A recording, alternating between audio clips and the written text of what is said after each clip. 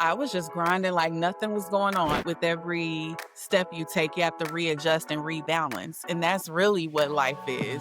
I honed in a bit more of what is really working for me, and how I can sustain financially.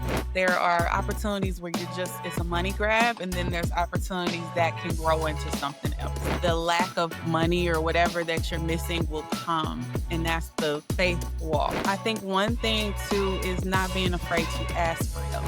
You are not going to miss out on a thing. We do it all, rise up strong even when we fall. Dreams in our hands, love in our hearts. This is where the journey. Welcome to Baby Bump and Business, the podcast for creative moms growing a baby and a brand at the same time. I'm your host, B. Troford Wilson, photographer, educator, and first-time mom to be, sharing the real unfiltered journey of pregnancy, entrepreneurship, and everything in between. Each week, I'll be joined by a fellow creative mom to talk about the beauty, the burnout, and the balance of it all. So let's get into it. Today's guest, we have Mimi J. Mimi J is a beauty industry veteran, communication strategist, and creative director with a gift for turning ideas into movements. With over 15 plus years of experience, Mimi has worn many hats, from celebrity makeup artist to founder to marketing and communications leader. Today, she helps brands, creatives, and communities shine through storytelling, strategy, and unforgettable experiences. Beyond her professional pursuits, Mimi proudly embraces her most important role as an autism mom to an amazing teenage son who inspires her resilience, creativity, and commitment to make the world a more inclusive space. Hey, Mimi, how are you today? Hey, big girl, I'm good. How are you? I'm happy to I'm see you. good. It's You been a while. too, you too. It's been a while. We haven't worked on set together. We have to change that for next year. We definitely do. Definitely do. I think the last one was Tad Cooper. Was that the last one? I think so.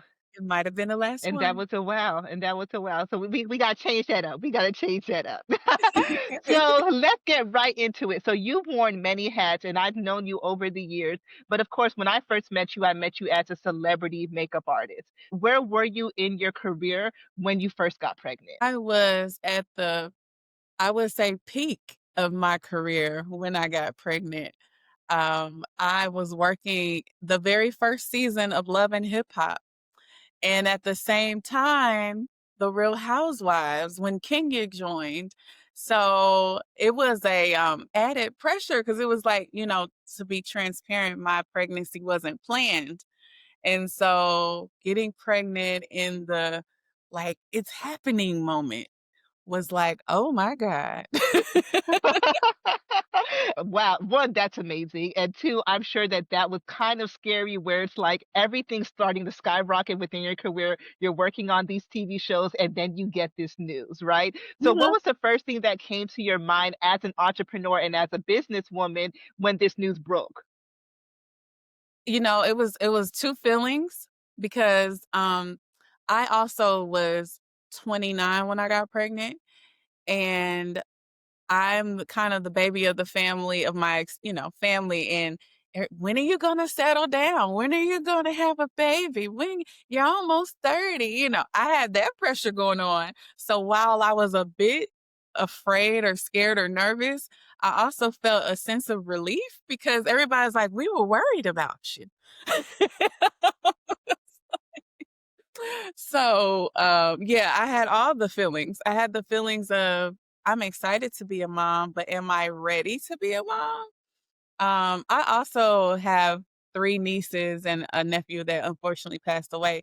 I've been an aunt since I was 10. So I feel like I can handle You it. had But it was the business part of being an entrepreneur. It's different when you work a corporate job and there's benefits. And hey, I can take maternity leave. And when you're an entrepreneur, unless you set up things in a certain way, 9 times out of 10, when it's a surprise, you're not prepared for it. So I definitely had to pivot in ways, and we can talk about that. Yes. So going through your pregnancy while you're working on these TV shows, how was that for like the first couple of months? Everyone's first trimester, second trimester is different. My first trimester was hell. But what was that like for you, especially balancing work where you're in people's faces majority of the time? So I'm wondering if you're having a girl because I am. I learned, see, girls bring hell. My boy he was even killed. He didn't like the ultrasounds. He didn't like the cameras. But other than that, and it's funny because he's still like that. He doesn't like the camera. But my pregnancy was actually really good until like the 7th month or the 8th month. I just craved a lot of fruit and sweets. But the beginning, I didn't show really until 6 months or 7 months. I was just grinding like nothing was going on, and people didn't even know. And that's me. Like people just I'm 8 months now, and people just now finding out because they're They're like, like, "You "Oh." look a little." Just like, did you gain weight or what's going Mhm, on? mhm. So 'Cause you did don't you wanna assume, 'cause it could listen? be a little love handle. Exactly. Exactly. Now, as especially being within this industry where, we want to take every job that we can get, did you feel any pressure? I want to say of hiding your pregnancy, but not letting people know because you know what could easily come from that, or they're not going to consider you for upcoming opportunities. Yeah, I think there was a balance with that, right? I definitely didn't lead with I'm pregnant until I was about to have the baby, right? I worked all the way up. Yeah. My thing was I don't know what's gonna happen after baby. So I'm gonna just stack this money up right now while I can. I worked short story, I remember I was working Love and Hip Hop and I was about to do, I don't know, Mimi or Arian's makeup. And I told the glam lead, I was like, she was like, "When is your due date?" I said, and I think I was like 3 days away or 5 days away, something crazy, something crazy, something crazy. And I was like, this will be my last one. And she was like, "Are you sure? You're making me nervous." I said, "My mom is here. My mom." And then we had a good relationship. Like it wasn't a problem. But my mom came with me to I think it was Arian's house or something. And I got a contraction, like a fake one, a Braxton Hicks, I think. And I was like, I made a little, and my mama was like, and I'm like, but I think I had the baby like 3 days later. Oh Mhm. wow. Oh wow. But So yes, that I was the ones who worked all the way up. listen, and especially, as a creative, we love what we do, right? And I'm like, I even have to tell my mom that, like, I enjoy what I do. I love what I do. And if I physically feel fine, I'm going to still go out there and work, until my body Mhm, tells me, girl, you need to sit down, mhm, and it's mhm, especially because we love what we do. And it is one of those, like, we got to work for every dollar that we make. We want to stack up. We want to do that preparation because we don't have a maternity leave that's just saved up waiting for us. Like, all right, girl, you had a baby. Here you go. Go take your break and enjoy your motherhood. mhm, mhm, mhm. Yep. So you worked until 3 days before. What was your delivery experience like? And then how much time did you take off before you jumped right back in? Whew. Okay. Delivery experience. I had a natural birth. Um, and when I say natural, I just didn't have a C-section. However, I did have an epidural because I don't power to you. And I know they say it prolongs the process. That's fine. Just shoot it to me. So I actually went to the hospital. I was having contractions, but I wasn't dilated. So the baby was coming. I had to have them. I went in at about 11 p.m. at night and I was like, "Oh no, this is the one. This is not fake. These are real." And so the doctor's like, "Well, yeah, you're having contractions, but you're like 1 centimeter." I was like, "I don't know what y'all gonna do, but I'm not going back home." So he said, "Okay, when you get to 2 centimeters," I think they put me on an IV and then woke up and they were like, "Oh, you're 2 centimeters." I said, "I don't care what I am. Go ahead and break that water. Do what you're gonna do. 'Cause I'm not going home." Get baby out. Just Yep. So I was in labor for it sounds crazy, but you gotta keep in mind the time I was there overnight, and I kinda went to sleep when they put me on the IV. So I was in labor for, like, 13 hours, but he came right out when it was time. Yeah, that's all you hope and for. he's the same way, on his time. Yeah, I Perfect. had that epidural though, and I did not care. I was like, "Just don't show me the needle. Well, go ahead and do what you got." So from then, how long did you take off before you went back into Oh, yes, work? that was your second question. I think I had a couple weeks off, um, maybe closer to a month, but I was And ho back and you was, like, back and ready to my get it. healed. But thank God I have the support. My mom was there in the very beginning, like leading up to, and then my dad came the week of when he was when my son was born.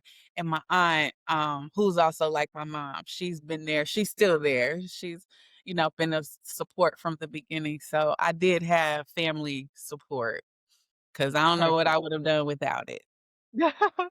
So going into now transitioning from you're an entrepreneur, now you're a mother, and you're still doing this full time, right? How was that transition, especially for that first year where now it's a change of identity, it's a change of workflow, it's a change of everything. How were you able to balance that? Honestly, balance is still something that I have to work on, right? And what I did learn later on in in life or motherhood, you're never gonna have the perfect balance. You just aren't. But I always say this analogy because someone said it to me. It's like walking a tightrope. With every step you take, you have to readjust and rebalance. And that's really what life is. Because you can plan all you want, and then something is thrown your way, and then you have to figure it out. So that has all I think it's still a constant thing of learning how to rebalance all the time. But in the beginning, it was very tough. It was. Right. And so, especially being that you're going through your job is again one where you're not behind closed doors, you're in people's face, you have to show up physically. How were you able to structure, or what do you start putting in place in your business to make sure that you were still able to show up for yourself as well as your baby, as well as your business? Oh yeah, I think at that point, not that I wasn't when I first started as a makeup artist, I had a corporate job. And so it was like, oh, you got money saved, and you had the benefits. Then I left. And I think the structure part of business, it was important, but it wasn't as important now that I have this kid to provide for. I gotta get for real about my systems. So something as small as, no, I need my deposit. I need, cancellation policies for deposits, really taking into account what is the market rate, what should I be charging because of my skill set and the years that I put into this and the products that I use, right? So I had to do a lot of readjusting and reevaluating my offers. Also digging into, okay, a lot of the marketing that I was doing was word of mouth. Um, how can I elevate how I'm reaching my real audience, and also finding what that real audience is, right? I knew I'm not the beat to the gods, even though some might have said that, but I'm not the heavy makeup person. I'm the naturally pretty, clean, aesthetic type of person. So once I got that together, I was like, okay, that's my audience, that's my niche. So I think I honed in a bit more of what is really working for me, and how I can sustain financially. That makes sense. And I think that's one thing, like, especially I'm just speaking with a lot of women where they're like, get your systems in place. It's like, especially during your pregnancy, while you have the time and while you're still trying to balance and work, make sure you get those systems in place because when the baby comes, the systems need to be in place to make sure that you can balance all of that. And especially treating it like a business and not just a hobby, not just something that you're doing on the side, because now you're not just taking care of one anymore, you're taking care of two, you Yes, know? I'll add to that. As a service provider, whether you're a photographer, makeup, hair, at some point you're gonna wanna retire off your feet. And so how do you set that up? Is it investing in real estate? Is it, um I started an agency, and the agency started a little organically before that, right? Because it was like, okay, now I really can't do makeup, so who am I give it to? Well, I might as well take a percentage. I'm booking you, you know. So I think also thinking outside of just being a service provider, and you still can do it, right? But setting yourself up in a way that somehow you're making money without being on your feet. Mm, that's a good one. That's a good one. I love that. Now, how would you say that motherhood impacted your work in terms of like I know you, of course, we'll start with just with you being a makeup artist. How would you say that it impacted your work, or how did it change you emotionally or mentally if it did? Mhm. I struggled a lot with mommy guilt, um, because, I've always been a go-getter, and I've always, "Yeah, I can do that. I can do it. I can do it. Yes, I can," right? But then you take these things and you're like, "I'm missing time with him," and it's not that you were wrong, but it's that balance, right? So now and even, years back, I just look at opportunities different because there are opportunities where you're just it's a money grab, and then there's opportunities that can grow into something else. They're planting seeds into something bigger. And so I tried to move my frame of thought away from I just need money Mm, to take the jobs that are going to go somewhere else. So it took me some time to get there, and also I think it's just a level of faith, not being afraid of where the source of that money is going to come from and having faith that God is going to provide it for you. Because when you get in survival mode, that's when the bad things start happening and the doubt and the things start coming into your head. So, for me personally, is also I had to grow an even stronger relationship spiritually because there were times where I couldn't pay the bills. I didn't know how the lights were going to stay on. I will be very transparent. I had to get pregnancy Medicaid when I was pregnant because, I wasn't married and I, didn't have that level of support. So it's a humbling experience, but the goal was always, hey, this is just temporary. It's not going to be forever. So, yeah, it's hard. But you have to start thinking strategically about things when you're a mom and how, because the kids don't stay young. And you don't ever want to go back and say, dang, I should have spent more time here and I should have spent more time there. Beautiful. Now, I love what you said about, discerning between what the job is for. Like, is it something that's going to plant a seed for the future, or is it just a money grab? And I think that that's something that's very crucial that a lot of us don't think about, and especially as freelancers, where everything to us is a money grab. It's like, yeah, we're trying to pay bills, but being able to discern the difference of that, I think that that's beautiful. How did you navigate burnout in that process, especially, Mhm. our bodies are changing, and then going through motherhood and nursing and breastfeeding and all those different things, your body's still not yours, those first couple of years. So how were you able to navigate burnout in that process? So as soon as I talked about the last thing of taking different jobs and stuff, that burnout is woo. Um, I think that goes back into picking those jobs, right? And saying having the power to say no and believing that the lack of money or whatever that you're missing will come, and that's the faith walk that I was talking about. I think that if you can't take care of you, you can't take care of anyone else. Your baby is not going to get the best version of you if you're not mentally together. So, I've had different therapists over time to help with that. I do encourage, I'm still trying to manage my self-care routines. Even as simple as fingernails, getting nails done is self-care. If I wake up and just relax and play a game on my phone, it's self-care. But I think you just have to make an effort because sometimes as mothers, our nature is to make sure our family is taken care of and all the things, and then we start to become last.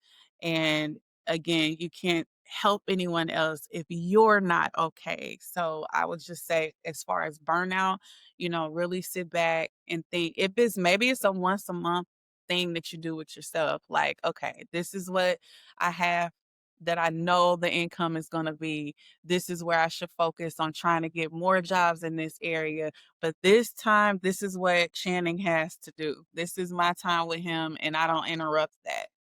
I think that's just the Beautiful. the frame, the mindset that you have to start to develop. Beautiful. So talking about that, you wear so many hats, and it's like you said, you have an agency, you also had a storefront at one point, you have your magazine, you have all these different things. And it seems like from the outside looking in, I'm like, girl, how are you doing it? I'm a And you crazy got a mom. child, and it's like, so what are the things that you've been able to implement to still make sure that you can show up for your child actively? Yeah, so I'm gonna be honest. Some of the things, and this is just me personally, I like creativity sometimes is my therapy. And doing those things can be therapy. I've had a very rocky situation with my son, and I won't even talk about the other half, but crazy things have happened. And my son is also on the spectrum. Motherhood hasn't been easy, but I just think, I just think that as a mom, you just have to figure out what's best for your child and frame that into your world, because the child is now your world. Mm. Um, and I think one thing too is not being afraid to ask for help. I do all these things, but I do not do them alone.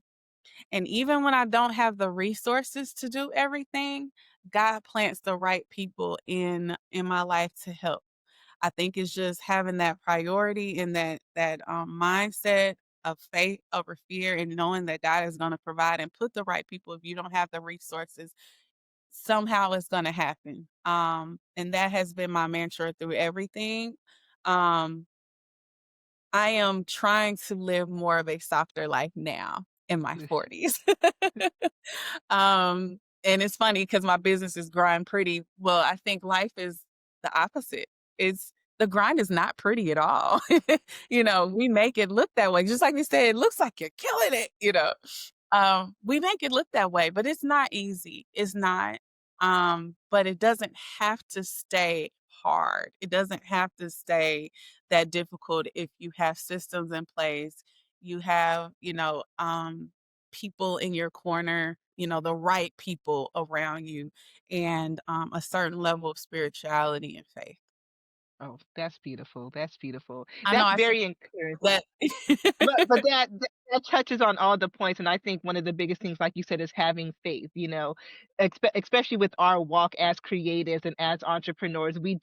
I know for me personally, I do have that fear of like, okay, if I say no to this job and I know I'm due in this amount of time, and I may not be able to go to work. And you have all these questions because it's all uncertain, right? We don't know how delivery is going to go. You don't know what your recovery is going to look like. If you're going to have a C-section, it may need a longer recovery. You do start to get those fears and those doubts. But like you said, being able to have that faith of knowing that it's going to work out. God is always going to show up because he always does, even when we forget that he's done it in the past. But then also, like you said, being humble enough to ask for help. And I think that's one of the hardest things, that especially as women, where we're so known to be doing so much, we're so known to take care of everybody and handle everything. It is hard when we have to shift our independence a little bit and start becoming the one who's asking for help, asking for support, saying I need this or I need that, but then also you don't get if you don't ask. Yeah. And how would you say, for you personally, did you face that in terms of like having to fight that independence a little bit, but also understanding I won't get it if I don't ask? Absolutely. And it also goes back to knowing your capacity, and you trying to take on every single thing by yourself.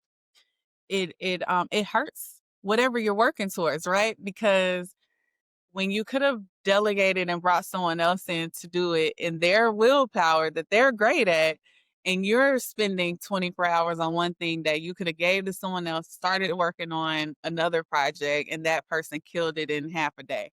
So I think you just have to start thinking strategically again when it comes to delegation. And I know the key thing that always comes up is I don't have the resources. I don't have the money.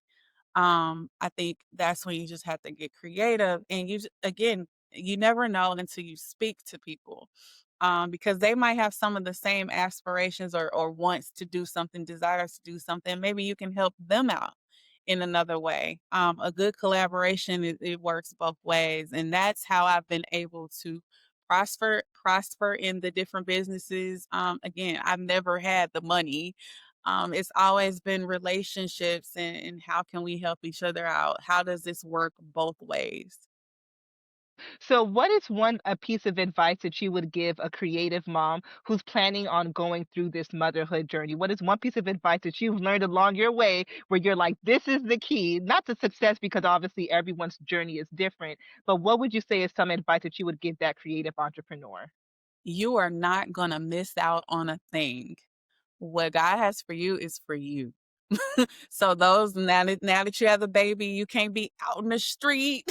You can't be you're not missing anything. You're not missing it. That will be my piece of advice because I think a lot of times we think, "Oh, I'm gonna miss doing this and I'm gonna miss that. I'm gonna miss out. I'm not included anymore." That's not it.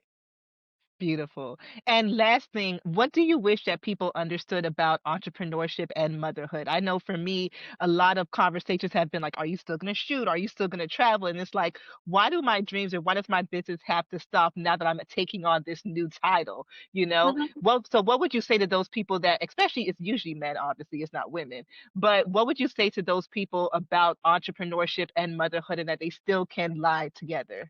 Mhm. I think just kind of a piggyback, the world doesn't stop because the baby's here. I think that's the key thing there. I'm still gonna be Mimi. I could be a wiser Mimi. I could be a more strategic Mimi, but I'm still gonna do what I'm here to do. So the world is not stopping because baby Channing got here. Beautiful, beautiful.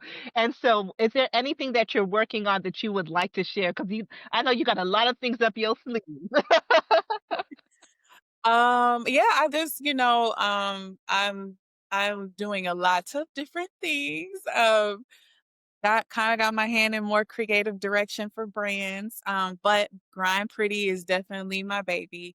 So please check out the magazine, grindpretty.com, and Grind Pretty Fest has turned into a whole thing. So check out Grind Pretty Fest in the city near you. Awesome, awesome. Well, Mimi, thank you so much for your honesty, for your vulnerability, and for sharing your story. I know that it's helped me, and I know it's going to help some amazing moms out there as well.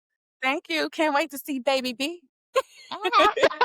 Thank you so much for tuning in to this episode of Baby Bump and Business. I hope today's conversation reminded you that you're not alone on this journey and that there's so much power in building something beautiful while becoming someone new.